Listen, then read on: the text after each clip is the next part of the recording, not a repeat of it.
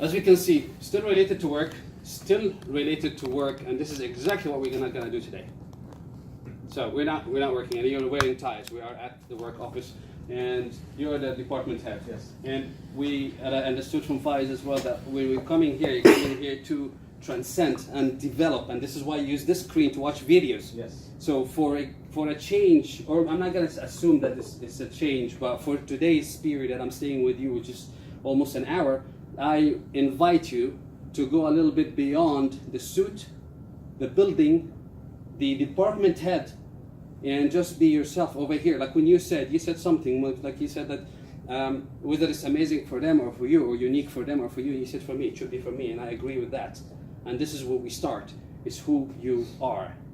Gentlemen, my name is Hisham. I'm the Wake Up Coach, and Fayyaz did a lot about explaining a lot about who I am. So he did a big part of the job for me. But the reason I'm here is that when I speak from my heart.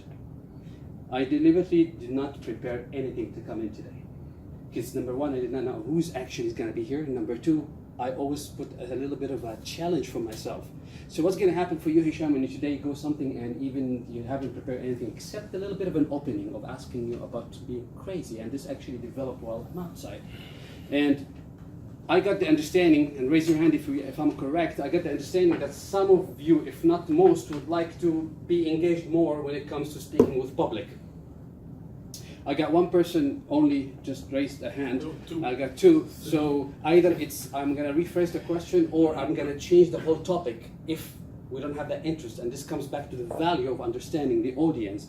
How many of us here would like to know a little bit more about the art of presentation or speaking? All right. No, it's okay. No. This is yourself. We said we are isolated from everywhere around here, so it's fine. So people who would like to speak about, would like to know a little bit more about presentation, please raise your hand. All right, very well. Okay, we have a couple who has not raised their hand, so let's ask about that, and we'll see how we can merge things together. And this is a part about being just fluid. So what interests you that you want to talk? Something that's interesting that you might find interesting for today to talk about? Something new. Something new, like? Something new. Give me a value, give me something. Like something you think about. Something we didn't know it before. Something special. A good idea for us. Something which is make benefits for myself and for my colleagues and for my all department. You know. Give me an example. Like for example, TED Talk. For example, we are the first one who's doing these things. So, having a TED Talk, does this interest you? Yeah. Speaking on TED, does this interest you? Yeah. Okay, is everybody okay with speaking on TED?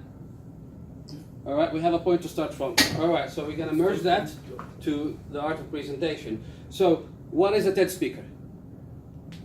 What is a TED speaker? Somebody has an experience. Okay, what else? Presentation skills. Presentation skills, what else? What is the difference between a TED speaker and a speaker? He has a message he want to pass it to the audience. Okay, and what about the speaker? You have a TED speaker and you have a speaker, what's the difference? They are the same. There is nothing called a speaker or a TED speaker or as long as you can speak and you want to have a message to pass on to others, this is where you come and you use that skills to hone and then connect with people.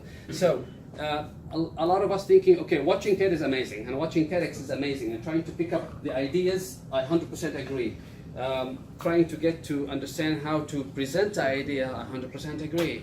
But the part of labeling yourself, if you're not on TEDx, that means you're not a speaker, then this is where the issues comes in. I'm gonna raise a little bit of the energy over here. Part of what I feel like when you come and speak on TEDx or become a speaker or go and talk to any audience, especially that you don't know them before, is raising the energy in the room. A lot of us, when you speak, you try to, I'm feeling that I'm pushing energy, but there's a much better quality presentation when the energy bubbles around here and everybody is invested, because guess what? For the next pretty much 45 minutes, unless you choose to walk out the door and just do something else. You're investing 45 minutes of your life with us here. So it could be up to me to add value to these 45 minutes, or it could be up to us to add value to these 45 minutes. So at the end of the day, if you choose not to walk out of this room and you still choose not to, invest yourself fully, then in this case, you're being a little bit unfair to yourself. Because there's absolutely no issues at all for anybody who wants to walk out. Because we said, and we got the approval from us here, that we are isolated. If you move out, it doesn't matter. Yes. 100%? 100%. 100%? 100%. So it's not because of the head of department is sitting. It's about you. So if anybody wants to move out, you're not locked in. But if you're here, I invite you to move on, to move around. And therefore, we're going to actually let you move around. Please change your seats. Sit in somewhere else, not next to you. Move. Just move around. Pick up anywhere, sit anywhere. Sorry.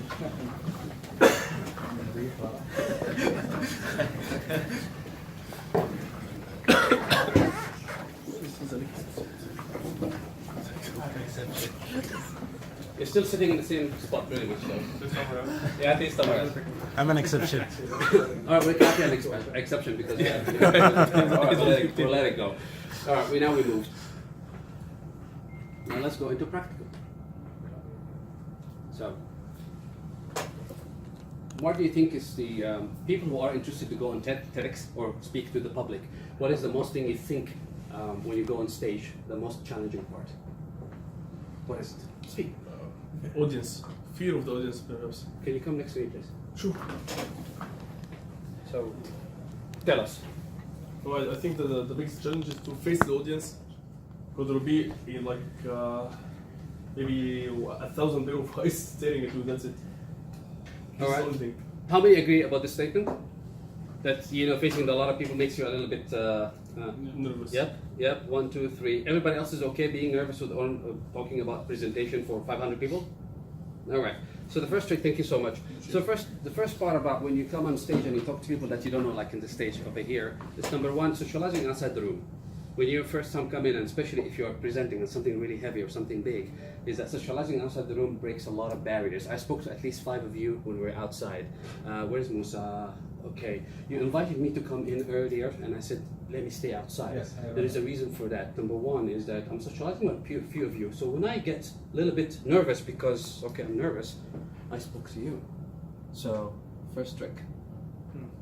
You know at least 1 or 2, 3 people on the audience, and you don't know the rest, and you're a little bit shaky. This is a friendly face, because I recruited him by talking to him outside, and we had a connection. So when I'm talking to him, I can glance and look back to him again. This eases down a little bit. If it's just 1, if it's 2 or 3 people, and I know you from outside as well, but then again, I have the sheikh sitting there, or the royal family, it's still gonna be okay, because you are helping me out, because we had a chat outside and connected. So one part of is connecting with people before you come and speak. So next time I take Bilal. Yeah, so we're gonna call Bilal he's the friendly face of the, so everybody's take him with us. But there is much more important part of that, and if you get this part, trust me, up to my own experience, this is what makes it or breaks it. And here comes a dramatic pause, which is another part when you talk, is that you hold on for a little few seconds, because people want to anticipate. So the part which I'm saying, which is going to make it or break it, is that you speak from your heart, which means you don't care, or you don't really give any issues about what you think, or what you think about what I'm going to say. Because if you seek approval that all the people are in the room you want to make them happy, then in this case, you did a big, I'm not gonna say a mistake, because we said this is black and white, and everything could be right and wrong, but the best quality thing is that you don't really care about it because you're on stage already. So at the end of the day, whether you like it or you don't find that value, if I care much about here and there and there and there, I'm gonna everything is gonna not gonna flow. And this comes with your belief that you wanna go speak about something, you better know what are you talking about. There's 2 types of speakers, or people who comes and speak. Somebody who read a book or reads about something. We're talking about seminar mode, not a workshop. I'm gonna explain what's the difference. I read this book and I'm coming and I memorized everything and I'm here right now to tell you this is how you can grow organic tomatoes in 3.5 days. And I'm telling you about all the different stuff, but I haven't done any of this. I haven't experienced how to plant a tomato. I haven't experienced what happens if, for example, we get extra sun or moisture. I didn't know except from here. So if I would say anything, and this is what makes it or breaks it for me, if you're gonna speak about something, or at least your first interaction with the audience, pick up a topic that you're really passionate about, something that you know of. Because here's the thing, we always write down how we're gonna put our speech, how we're gonna, which just comes into another elements of how to prepare your TED talk. We're gonna come into it now, or a talk. But I'm gonna label it as TED because you guys watch TED. So, is that you have your elements, 1, 2, 3. I'm gonna do an opening. I'm gonna move the audience, and this is what I've been doing. If you look about it, it's what we're doing actually. I came in, I made socialize with people outside. I came in, he introduced me, thank you so much. But then again, I opened, and this is the opening, I opened with a question so I can get your attention. And then I felt that I need to move you around, and I moved you around, and this is me establishing authority on the room. I'm managing the room. You're not managing me, I'm managing the room. And you think about it, I'm being straightforward, don't get me wrong the wrong way, but you need to manage the room. Even if it's 400 people, or 1,000 people, or 5 people, your delivery should be the same. You don't get intimidated, and the best way not to get intimidated, that you're not showing off, but you're showing authority, and that by speaking about something that you know. Because if you forget the notes, you already know from the heart what you're talking about, and it picks up automatically. This today is not prepared talk. It could be great, it could be crap, sorry to use the word. But at the end of the day, I'm here to deliver some values to the few who can pick up on it. But if 100% of the room doesn't pick up on it, this is normal. The average thing, in my experience, around 70% of the room would pick up on everything, find value. Around 30% of the people might not get that vibe. And some people, part of these 30% might totally don't get anything, or they don't like me for humans, right or wrong. You can get somebody who speaks up and you can feel they are just boring, or the idea is not that good, or you're not that interested in the subject. So, recapping, connecting with people outside, coming in with an opening. When you're opening up your speech, when you're going to talk about something, try to start with a question, not a joke. If you start with a joke, some people might get it, some people might not, and then it doesn't put you in a really strong positioning. But when you start with a question, and the question is inquisitive, like what we said today, what is your definition of crazy? And we got like probably 10 answers, different answers, and because we kept building.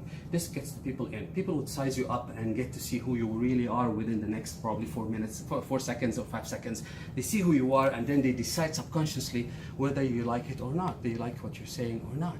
They're connected or not, whether you're just being boring or not. And by the way, in order for you to go to TEDx, and this is where TEDx now, this is where we're starting how to talk about TEDx.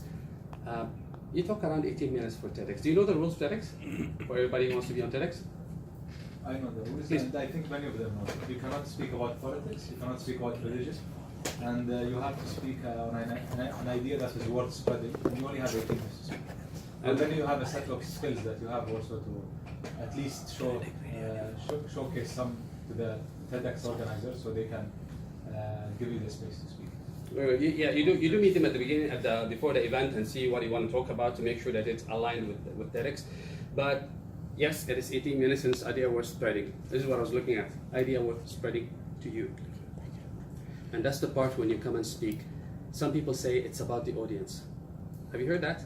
When you talk, it's not about you, it's about the audience. Yeah, they say it a lot. I disagree. Yeah. Not because maybe I'm totally wrong, but I disagree because one little thing. If I make everything about you, I'm gonna try to please you. But when I make it about me, and this is him speaking from the heart, telling you that when I speak about something, like what we said, like I don't really, everything I experience, everything I said in my entire existence is either something that I experienced in my life, or that I came across and I had some sort of an experience. I never speak about something that I read in a book, and there you would never see me, for example, talking about money. You would never find any of my videos. I have over 120 videos online and lots of different stuff that I did, but none of them speaks about money. Why? You haven't encountered the business or worked in a business. So. Well, I opened a few businesses, a couple of startups, a company, and a fitness business, but I would never speak about money. Not passionate for it. I am passionate about money, but I would never speak about it because I don't own it. I don't own the topic. I'm not, I experience part of it, but not where I want to be, where I can add value to you. I'm not going to be able to add value to you when it comes to money, but I'm definitely most likely going to add value to you when it comes to presentation skills, talking confidence, speaking with power, doing crazy stuff. This is I can speak about, and this is the whole main thing. If you're gonna go and speak about something, you better really have full ownership with it, that you have experienced it, and then the rest is easy, because anybody can talk, but the presentation takes skills. But guess what? Even if you have no experience whatsoever when it comes to your speaking, it doesn't matter, because you're talking about something that you like, so people will connect. How many times you see a kid? Have you watched the video of any kid talking about motivation before? Any kids? Have you seen that? I've seen it. Yeah. How does it make you feel? It's very natural. And how did you connect? Yeah, I connected. You would find something that Tony Robbins. You can connect. Everybody knows Tony Robbins. I'm Yeah. not assuming it. So you can assume to Tony Robbins, and you can connect to Tony Robbins, and you can connect to a kid, and the kid has absolutely no presentation skills, but you can connect to both at some point. And if you haven't seen that, when you check the new generation, even TED Talks has some of the kids. Yeah. The So- African kids from some of the very, underdeveloped African countries have spoken. Yeah. Did you connect to them? Yeah. So why do we connect? Why do we connect to something? It comes from the heart. Heart equals emotions, and emotions is what happens over here. And that was my main idea, is that you really have to connect and know from here, and then the next thing. Now, whenever you're speaking at any time, you would find different faces, and part of the faces is gonna be like, some of them will be like, and some of them will be like staring you in the eyes. Some of them will be smiling. Some of the sleeping. Some will be sleeping. We call them vacationers. They're somewhere else. So they're like in a total different place. And some of them will be on total nerves, and some of them will be, playing on the mobile, working on something on the mobile. But from here, if you let any of those models affect you, apart from the happy ones, then your presentation is shot. It has less quality, because you allow yourself to assume, and assumption is the most idiotic thing you can ever do, because assumption is built on what I think from what I see, and there is no basis to it except what I see. So assumptions are great when you're smiling, because it benefits me anyway. Maybe you're smiling but you don't like me, or you remember the joke. It's a good part, but I can see the visual. But if you're looking at me and you're very serious, and I take that in, then